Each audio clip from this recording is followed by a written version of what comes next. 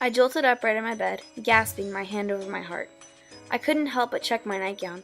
No red laser dots, no bullet holes. I fell back in my bed, limp with relief. God, I hated that dream. It was always the same. Running away from the school, being chased by erasers and dogs, me falling off a cliff, and then suddenly, whoosh, wings, flying, then escaping. I always woke up feeling a second away from death.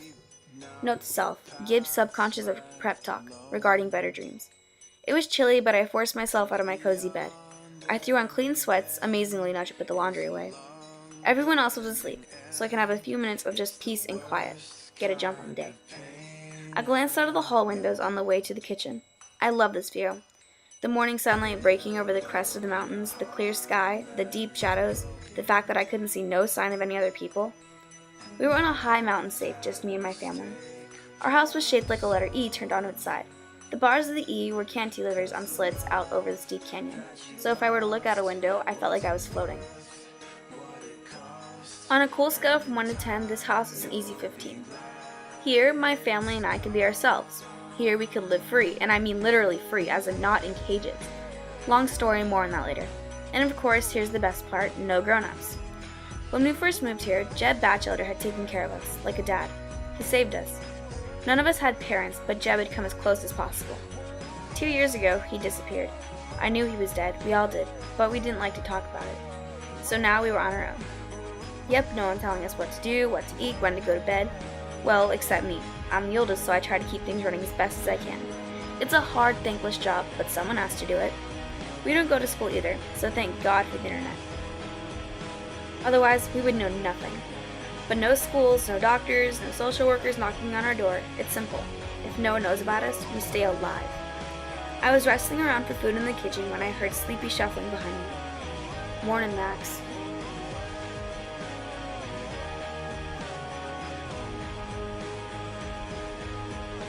Morning, Gazzy, I said as the heavy-lidded 8-year-old stumbled up the table.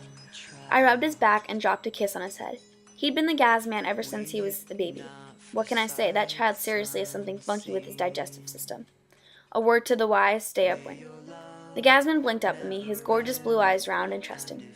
What's for breakfast? He asked, sitting up.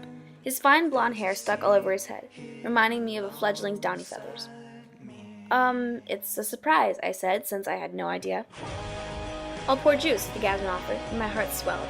He was a sweet, sweet kid, and so was his little sister. He and 6-year-old Angel were the only blooded siblings among us, but we're all family anyway. Soon Iggy, tall and pale, slouched into the kitchen. Eyes closed, he fell into our beat-up couch with perfect aim.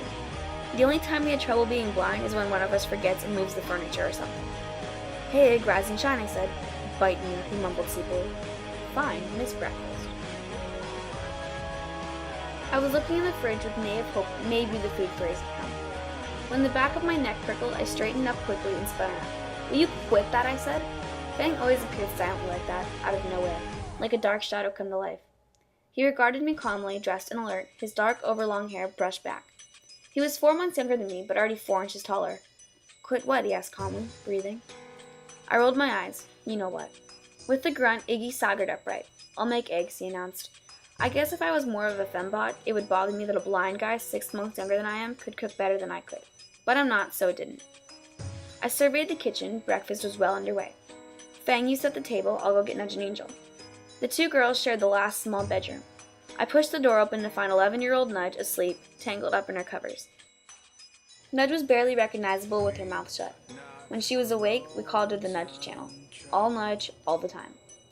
Hey, sweetie, up and at 'em, I said, gently shaking her shoulder. Breakfast in 10. Nudge blinked, her brown eyes struggling to focus on me. What? She mumbled. Another day, get up and face it, I said. Groaning, Nudge levered herself into a crumpled but technically upright position. Across the room, a thin curtain concealed one corner. Angel always liked small, cozy spaces.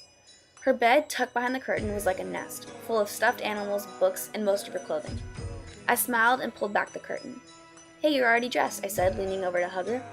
Hi, Max, Angel said, tugging her blonde hair out of her collar. Can you do my buttons? Yep, I turned her around and started doing her up.